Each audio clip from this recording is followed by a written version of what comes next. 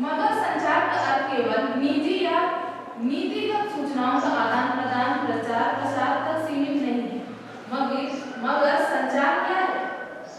संचार एक ऐसा माध्यम है, हम जनसंचार की बात करेंगे तो अलग है और संचार की बात अलग है।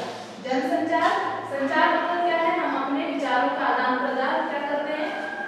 देते हैं, हम अपने आदान प्रदान करते हैं अपने विचारों का, क्या करते हैं? यह व्यक्तिगत एवं निजीगत होते हैं संचार के माध्यम से। लेकिन जब हम जनसंचार की बात करते हैं तो हम ज्यादा से ज्यादा लोगों तक, यानी जहाँ दूर दराजों तक बड़ी संख्या में हम सूचनाओं को क्या करते हैं? किसी यांत्रिक माध्यम से, यानी किसी ऐसे उपकरणों के माध्यम से, जैसे रेडियो, अखबार, टेलीविजन के माध्यम से क्या करते हैं? उन सूचनाओं का आदान प्रदान पहुंचाते हैं। तो उसी को हम क्या कहते हैं? जनसंचार। संचार से हम बहुत कम लोगों तक अपने निजीगत व्यक्तिगत चीजों का ही आदान प्रदान कर सकते हैं। जैसे मौखिक रूप में कर सकते हैं, ठीक है। पहला है मौखिक रूप, जिससे हम क्या करते हैं? अपना जो सोच है, विचार है, जो सूचनाएं हैं, एक दूसरे के साथ क्या करते हैं? मौखिक रूप से बात करके पहुंचाते हैं, ठीक है। मौखिक रूप से क्या करते हैं? बात करते हैं और हम एक दूसरे की जो विचार है उसको एक दूसरे तक पहुंचाते हैं। लेकिन जब हम जनसंचार, एक बड़ा काम जनहित की सूचनाओं के प्रसार का है, जिसे पत्रकारिता कहते हैं। आप पत्रकारिता का हमारे जीवन में क्या महत्व है? पत्रकारिता का चलन शायद तभी शुरू हुआ होगा जब मनुष्य का बौद्धिक विकास शुरू हुआ था, यानी पत्रकारिता का संबंध तभी शुरू हुआ होगा। ये कहने का मतलब है कि जब इंसान लोगों की, जब मनुष्य का बौद्धिक विकास हो, यानी हम ज्यादा बुद्धिमान हो गए, हमारा जो विचार है, हमारा जो सोच है, क्या वो ज्यादा विकसित हुआ, तब हम इन चीजों की जानकारी ज्यादा होने लगी। तब हमें लगा कि इन तरीकों से, समाचार तरीकों से और रेडियो के तरीकों से और भी तरीके हमें अपनाने चाहिए, जिससे हम अपने सूचनाओं को क्या कर सकते हैं? आदान प्रदान कर सकते हैं। इसीलिए ठीक है, इसीलिए क्या कहते हैं?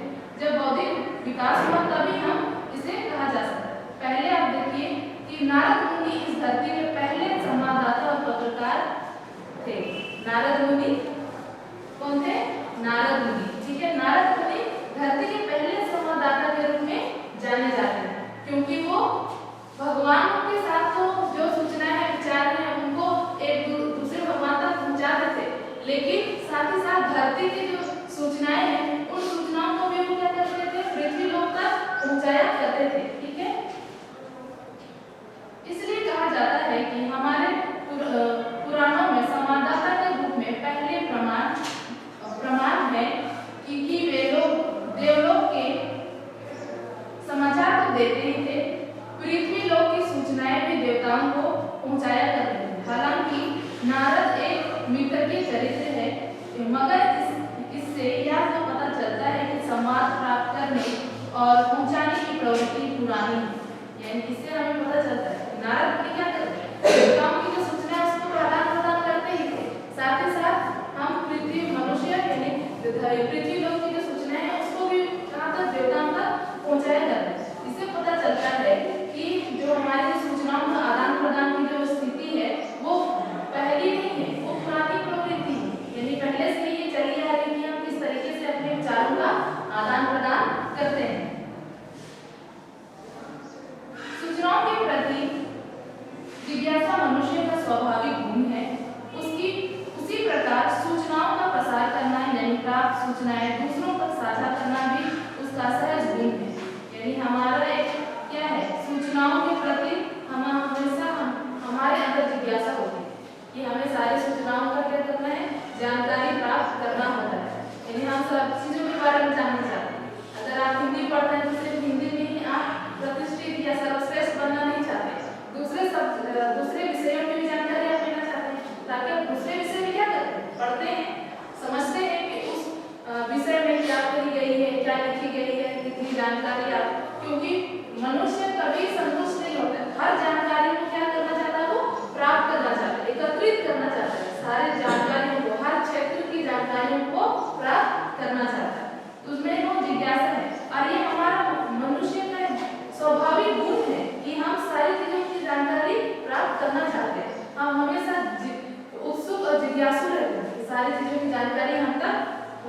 जा सके या हम प्राप्त कर सके।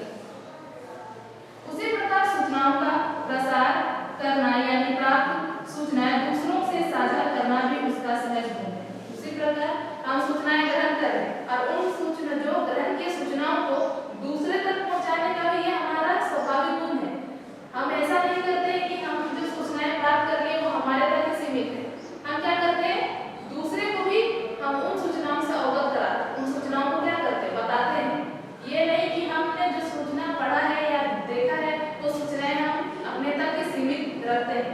उन सूचनाओं को हम अपने परिजनों को, अपने दोस्तों को, अपने रिश्तेदारों को क्या करते हैं, बताते हैं। यही हम उसका आदान प्रदान करते हैं, साझा करते हैं। ये हमारा स्वाभाविक गुण भी है। आप भी जब कोई घटना देखते सुनते होंगे तो उसके बारे में विस्तार से जानने का प्रयास करते होंगे। फिर उस घटना के बारे में अपने परिवार में, अपने दोस्तों, रिश्तेदारों आदि को बतलाते होंगे। सही बात है, बतलाते हैं। अब मान लीजिए कि अभी कहीं पर एक्सीडेंट हो गया, ऐसी जगह तो आप क्या करते हैं, आपने अपने आंखों से वो घटना को घटित हुए देखा है तो आप क्या करते हैं, और ऐसा नहीं होना चाहिए, घटित होते हुए देखा है आपने, लेकिन फिर आप क्या करते हैं, डर जाते हैं, सहम जाते हैं। अगर आप अपनी आंखों के सामने कोई घटना देखते हैं तो थोड़ी डर की मौत हो जाती है, लेकिन आप उन सूचनाओं के बारे में क्या करते हैं, घर जाके बताते हैं। एक को परिवार को बताते ही हैं, वो बताते हैं, दोस्तों को बताते हैं, दूसरों को भी क्या करते हैं, उस घटना के बारे में अवगत कराते हैं। हम खुद तक सीमित नहीं रहते, डर गए, सहम गए तो हम नहीं बताएंगे, ऐसा नहीं होता है। हम क्या करते हैं, उसको पूरी दूसरे तक जानकारी पहुंचाते हैं, यानी उसका आदान प्रदान करते हैं।